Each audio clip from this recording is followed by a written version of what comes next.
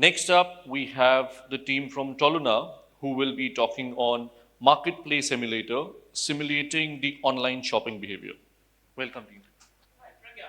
So I always see you shopping something or the other for yourself online, and even today you just couldn't resist shopping something during the lunch break.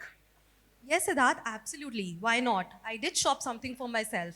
I had my phone in my hand with a stable internet connection, some time to myself. So yes, I did ended up buying something. Unlike you, who I know is an avid offline shopper, be it for any small item or a big item. Well, good to know that I've also graduated and I'm slowly getting into online shopping and I'm just loving it. Well, ladies and gentlemen, you know where this is going now. And before we move ahead, let me introduce you to my colleague Pragya from Toluna, India.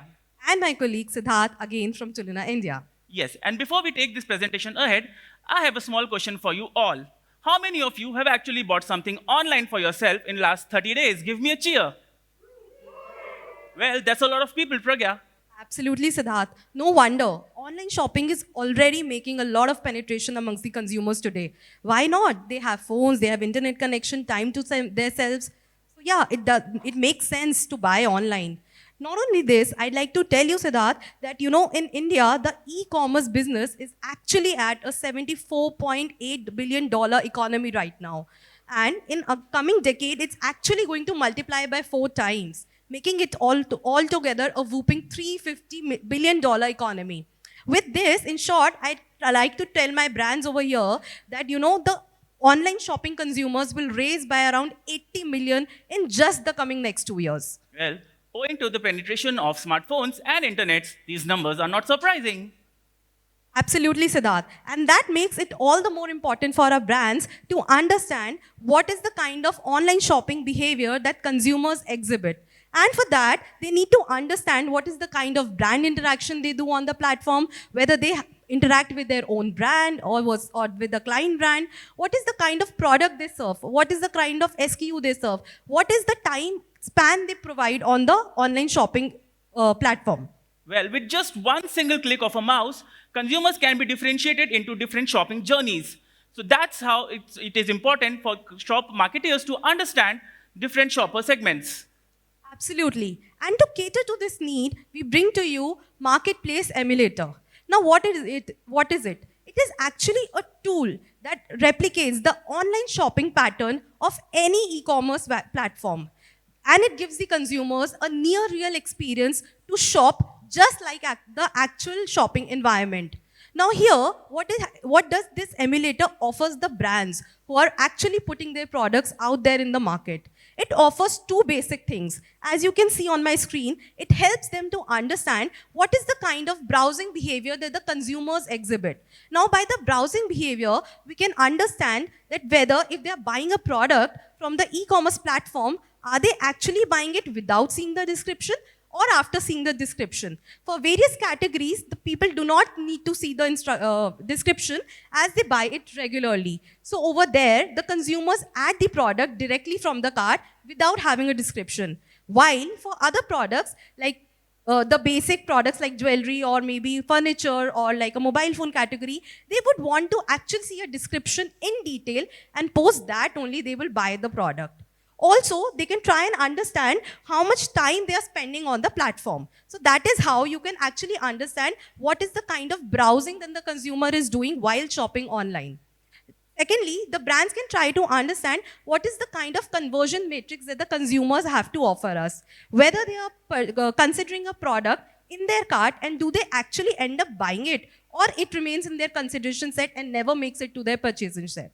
So Siddharth, now that we have actually told our industry colleagues that we have an emulator here, why don't we give them a sneak look on how does it actually looks like? Definitely. So as most of us have all shopped something online in last 1 month, you will notice that the emulator looks very similar to any marketplace. Consumers can actually look at various products, look at the description, prices, and with just one single click, add the products into the cart. This may currently look like a very FMCG, but this entire tool can be customized for multiple categories, including jewelry, furniture, apparels, or even smartphones. The description page looks something like this, again from where consumers can change the product quantities, add the products into the cart, or maybe just go back and continue their shopping. The cart looks something like this. from where consumers can actually delete the products which they don't feel interested anymore, or can change the product quantities and finally check out to close the shopping journey. Well, while a couple of clients have already started using this, we did a very small internal study to showcase you the capabilities of this tool. The study was done for ready-to-cook soup categories among 18 to 35 years males and females in the metro cities. Now, to tell you a little more about this, consumers are first given a context where they're asked that they will be asked to shop for the products and replicate their regular shopping behavior. Now, how this tool actually works, we'll show you through a small video. So this actually is the landing page where consumers can scroll through various products and look at the products there. Click on the products to get a more detailed description view. They can have a look at the multiple product images, change the product quantities, and then add the product into the cart. For certain categories, which are more regular and routine, like personal care and grocery, consumers can directly add the product into the cart, while for other categories, as Pragya mentioned, they may require a more detailed description view, and then choose whether they want to buy it or not. Once they add the product into the cart, they can have a look at the final cart like this, and then maybe delete certain products, change the product quantities, and check out their journey.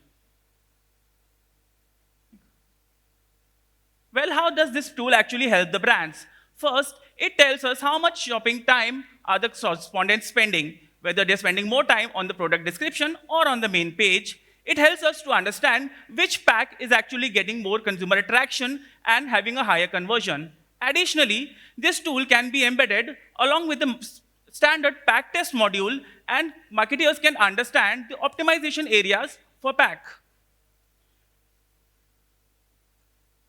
Well, one of the leading baby care brands have actually used this product, and they have shared their feedback, which is quite encouraging. They mentioned that the innovative capabilities of this tool have helped them to gain insights in the online space, which was previously a blind spot for them.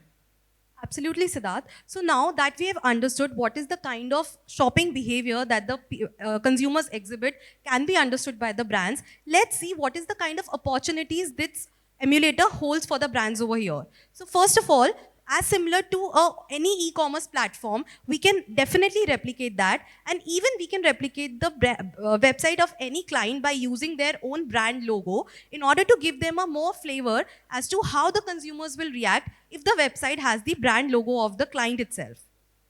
Secondly, the brands can actually try and understand the online shopping journey, not only for any specific category like apparel, food, grocery, furniture, jewelry, etc., but also they can try and understand a assorted product category customization. Now, why will they do this? Suppose a brand needs to understand what is the kind of grocery shopping that includes in a shopping journey. So what we can do is, rather than any specific category, like we just made you see that we did it for soups. But also what we can do is we can have multiple categories like snacks, beverages, anything of that sort, and we can ask the consumers to kind of shop as per regular monthly shopping that they do. And according to that, we will be able to understand what is the kind of assorted product category specifications that the consumers are looking for. Apart from the customizations, we can, as Siddharth already mentioned, that we can actually have apart from the shopping journey, we can do a deep dive module into understanding the pack appeal and the purchase intent of any particular pack. So why is the consumer wanting to purchase our own brand? Why the pack is not being purchased? Why client pack is being purchased? So everything related to that, we can deep dive on. Last but not the least, we can actually do a digital ad testing or banner testing, and we can try and understand the ad visibility and the brand recall for the brand's ad. So that's how, we can actually have multiple things to offer. And also, not to forget that this emulator can be made device agnostic. We can actually give it a look and feel of a desktop view also and a mobile view also. Well, these are just a few possibilities that we have mentioned here, but the actual possibilities are endless. And once we collaborate more, we'll try to explore how this tool can actually help the marketeers to gain a lot more insights. Thank you. Now we are open for the questions. One of the questions is, sometimes the shopping process is too complex. How can you simplify the experience with using AI tools? Well, the shopping experience is complex, and that is the reality of Indian shoppers. So what we're doing is we're trying to actually do something which the shoppers are doing in their real life and trying to decode actually what happens there. So simplifying the tool or simplifying the shopping journey will not do justice to the real consumers' shopping journey.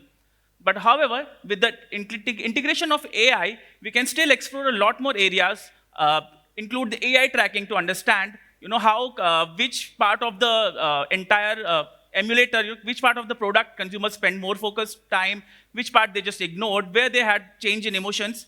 As of now, AI is not integrated into this, but yes, like I said, the possibilities are endless. Another question is, can the interface be tweaked as per the different e-commerce platforms? Or is Yes, definitely the interface can be customized as per the requirements. However, there has to be certain rules according to the copyright, so we cannot use the actual marketplace names, but yes, definitely we can brand it as per the requirements. Near to any particular platform can be replicated, but not obviously very close to it as per the copyright issues. Can you also tell the optimal price and sensitivity you can disclose, I mean? Yes, like I said, this tool can be embedded with any additional module. We can do a concept test with this, we can do a pack test, and definitely a Van Western DOP can be embedded. So once the consumers have finished the shopping, we can ask them, this was a certain price at which they had bought. However, if there's a change in price, what is the elasticity of purchase? Existing e-com platforms use algorithms to show targeted opinions and suggestions, right? Sorry? So options and suggestions, opinion as well to some extent. So the current platforms use options and suggestions using AI tools. So how does your account how does it change? How does your platform change it? So the platform actually it's trying to understand the consumer's journey. The changes can be done as per the brand's requirement, but like I mentioned, this is actually trying to do something which how consumers shop in their real life. So changing anything from their actual shopping journey will not do justice in understanding the data. Okay, all right, thank you very much.